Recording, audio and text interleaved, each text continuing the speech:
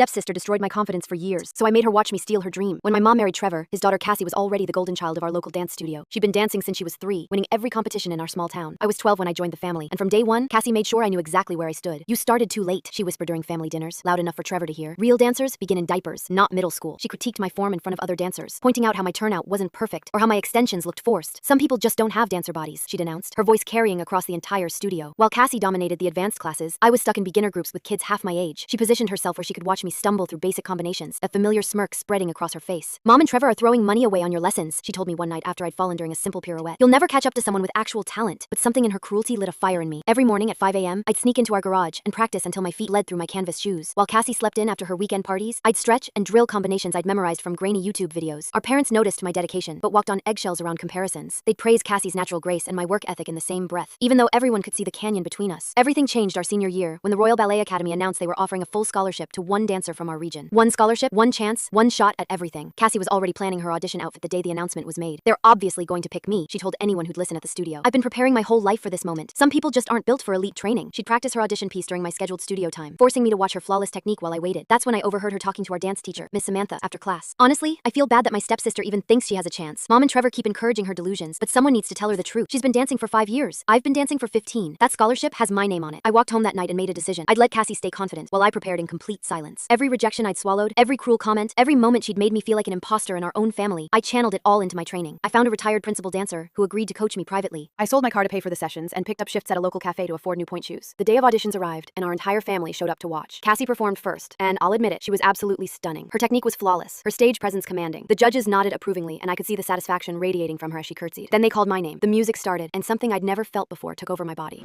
All those years of feeling invisible, all those mornings bleeding through my shoes, all that burning need to prove myself, it poured out through every movement.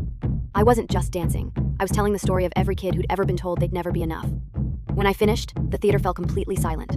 Then the lead judge stood up and started clapping. The entire panel joined her. Then the audience erupted. I looked into the front row and watched Cassie's confident smile crumble in real time. 3 weeks later, the letter arrived. I'd won the scholarship, beating out over 200 dancers from across the state. But here's the kicker. The Royal Ballet Academy had also offered me a trainee position with their company, something they'd never done for a scholarship recipient in their history. Our parents sat speechless as I read the letter aloud. Cassie sat frozen, watching her entire world collapse around her.